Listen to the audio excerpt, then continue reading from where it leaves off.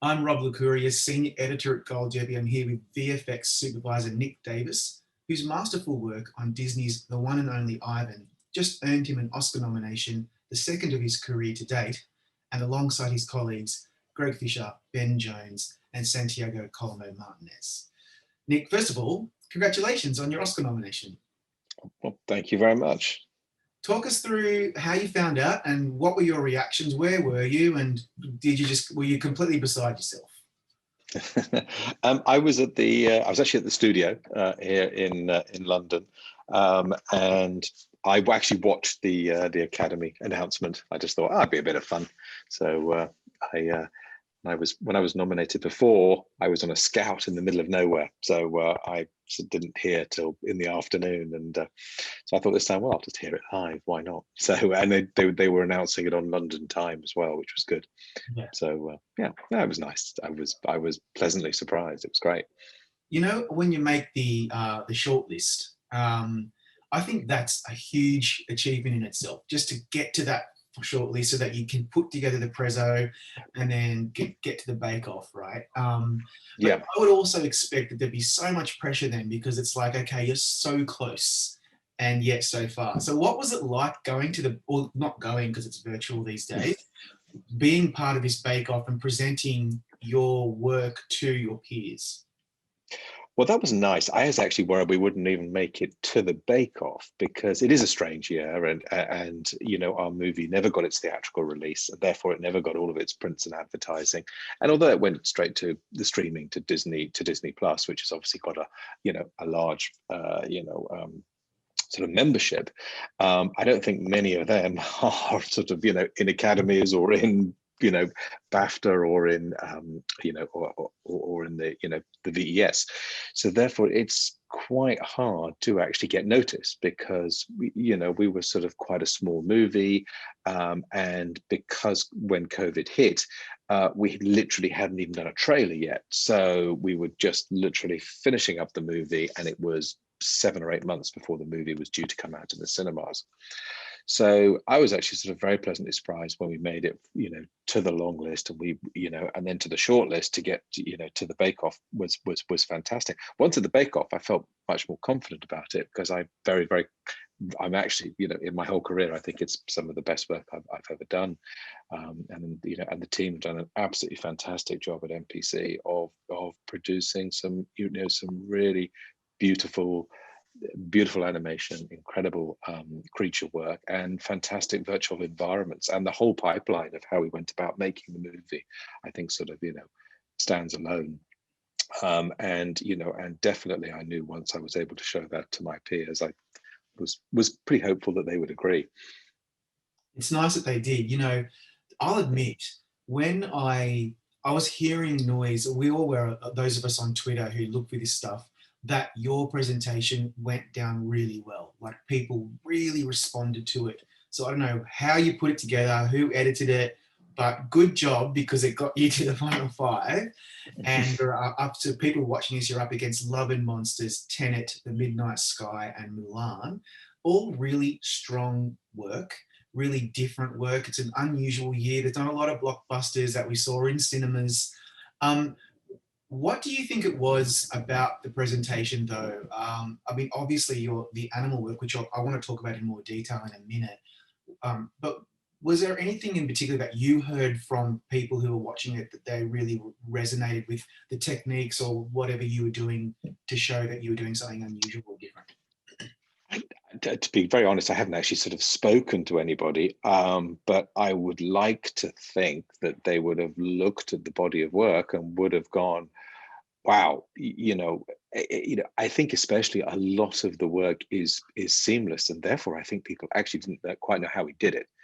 And I think once you sort of, you pull back the curtain and you go, oh, no, those aren't plates. There's 50% of that movie is completely CG. There was, the animals are in virtual environments. And I think my peers were quite impressed, because, I know we got it to a stage where myself and my other supervisor at MPC, Ben Jones, we would be looking at stuff in the screening room towards the end, and we go, was that a plate or is that a CG background? We couldn't tell. And we would go back through the history of the shot until we would discover whether we'd shot a plate for it or whether it was a virtual background. And the same thing happened with the DP when he came in to do the DI on the movie, the final color grading. He was sitting in there, grading shots and going, "Oh yeah, I remember when we shot that." And I was like, "No, you've never shot that. That's a completely virtual shot." He was like, "Oh my God, can't."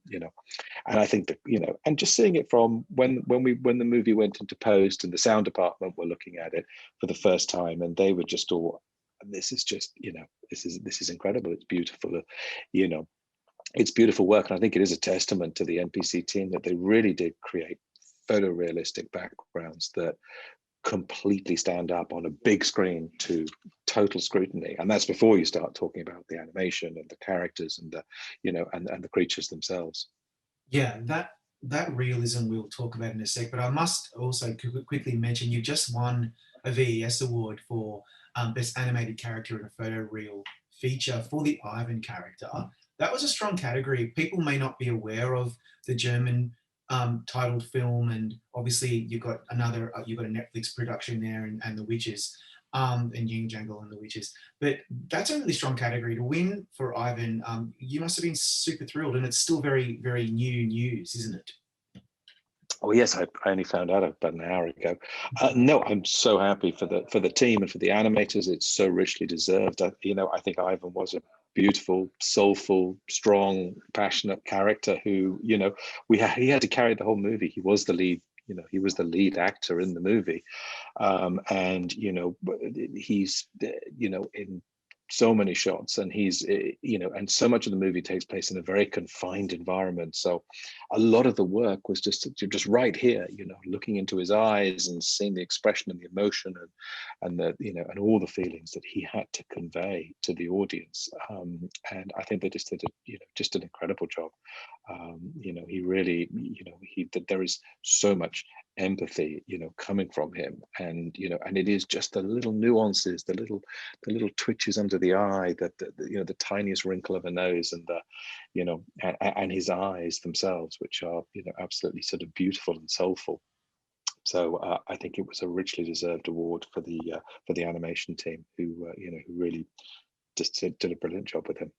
Yeah, before I saw the film a while ago, I was thinking, oh, okay, so I've seen this before. I've seen like King Kong, Planet of the Apes, Jungle Book, Lion King, Dumbo. I've seen animals and photoreal animals. But then when I saw the film, because it has so much heart, and it's just a really beautiful production.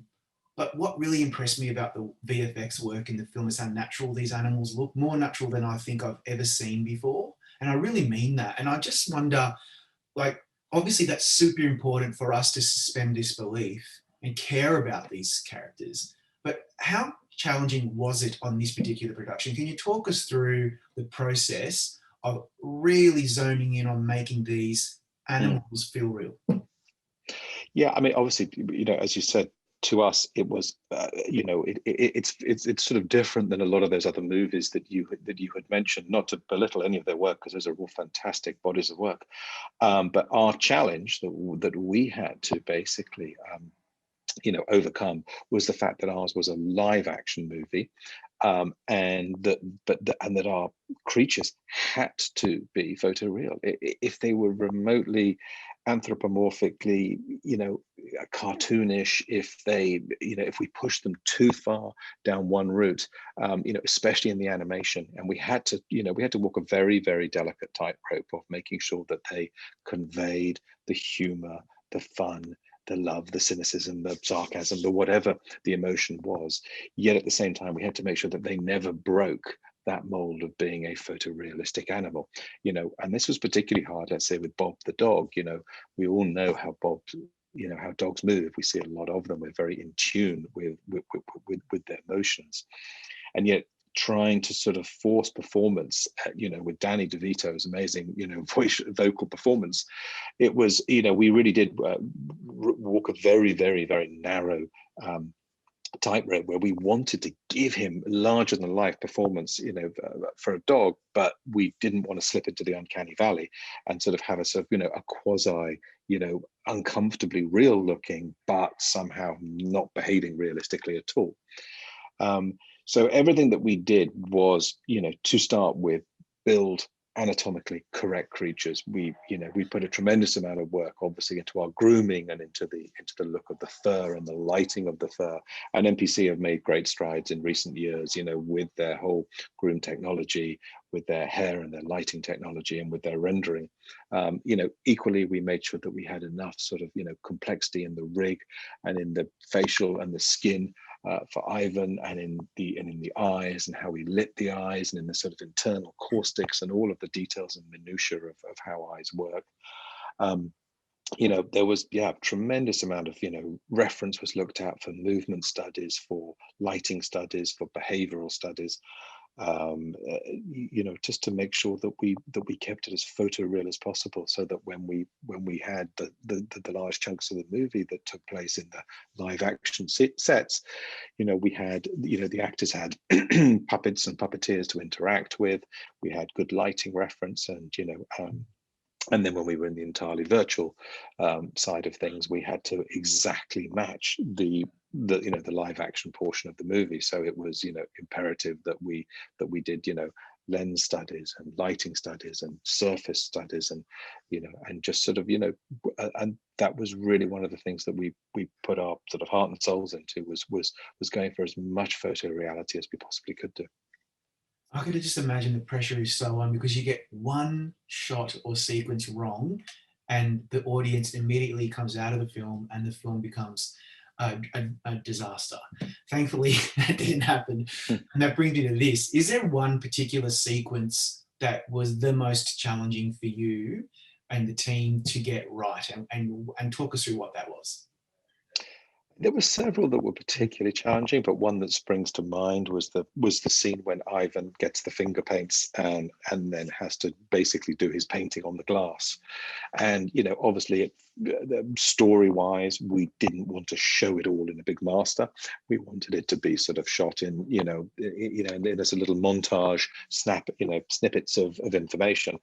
But at the same time, we wanted to make it clearly legible what he was doing.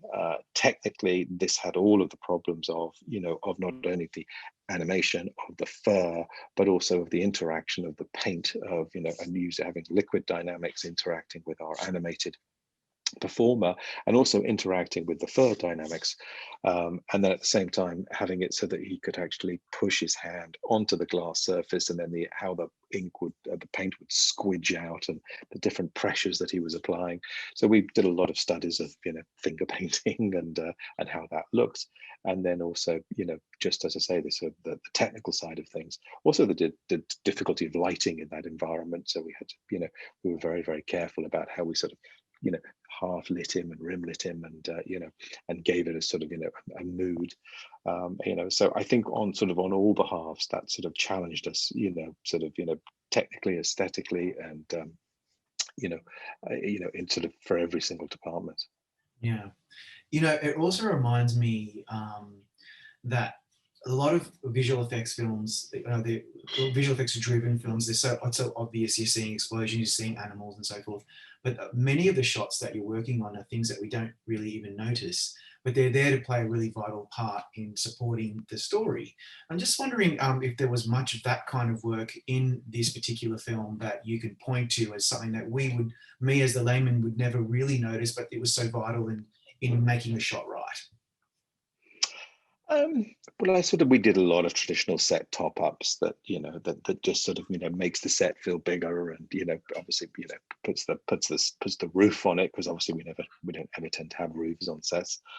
We went to location, and we had to basically all of the location we basically had to do digital extensions on. We recreated the mall. The mall was based on a Southfields mall in Florida, but we couldn't afford to go there and change the sign and do much. So, a lot of those were all sort of digital,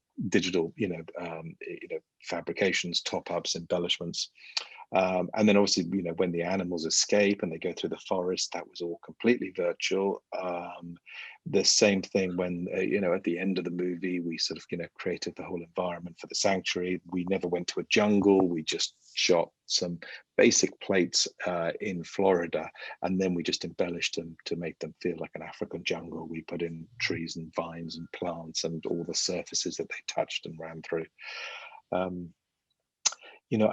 So I think a lot of that work was sort of additional work that people may not have noticed.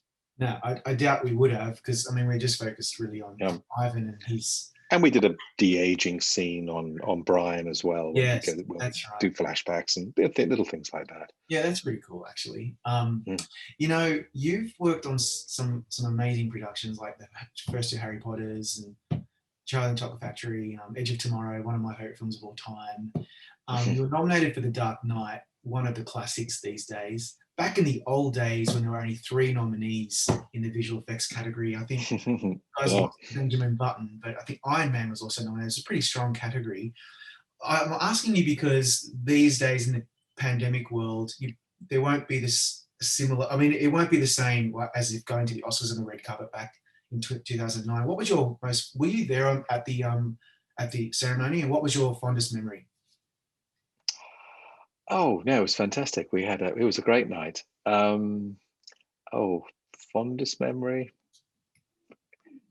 I mean, walking down the red carpet is it's a great experience. It really is. The whole thing is just a buzz. It's it's wonderful. It's so sad for all the nominees this year that we're not really going to get to do that. And I think what is wonderful, and I have great sort of appreciation for the Academy for doing this, is that they do make you feel special. I know most people don't really give a damn about us. We're the technicians, we're the behind the scenes people, but it's a wonderful evening for us to be recognized by our peers, by the Academy, for the work that that we do. And obviously people want to see the stars and the best picture and all of that, but it's great. We had a wonderful wonderful evening, so it is fun. Yeah, it is wonderful to celebrate all the artisans who collaborate and make these magical experiences for us, the audience. My final question is: are you planning on maybe going to LA for the Oscars, or will you just Zoom in? What's the plan for you and your team? We're not. No, we're not. We don't need to Zoom. We're still actually just waiting to hear from the American government and the British government as to whether there are any, say, loopholes, but whether they want to do anything to help us get there. Otherwise, if it's quarantining over there for a couple of weeks and then quarantining, I don't think any of us are going to be able to go, because everyone's working and it's just there's just really it's just too much. But they are putting a ceremony on live in London simultaneously, because I think there's going to be quite a few people in London who are just not going to be able to get over there. So they're actually going to be doing a simultaneous broadcast where we all have to dress up, and it'll be one in the morning till 4 in the morning. And but they've said, hey, if you win, you get to go and pick up your Oscar and give your speech and do all of that. So that's wonderful. That's lovely. If they can do that, that'll be great for great for everybody. That would be because amazing. I think because with the BAFTAs, they just pre-recorded this year, so we had to do a pre-recorded. We had to get dressed up and do a pre-recorded speech. So not quite the same spontaneity, I don't think. Funny, well, it's not funny, I guess, but it's just so strange how things have really changed. Hopefully, we'll get back to normal one day. But in the meantime, let's hope so. Yeah, at least you get you've been recognised for your amazing work on Ivan, and we wish you all the best on Oscar night. We'll see what happens. Well, thank you very much, and on behalf of the whole team and everyone at MPC, it's thank you, and we'll all keep our fingers crossed.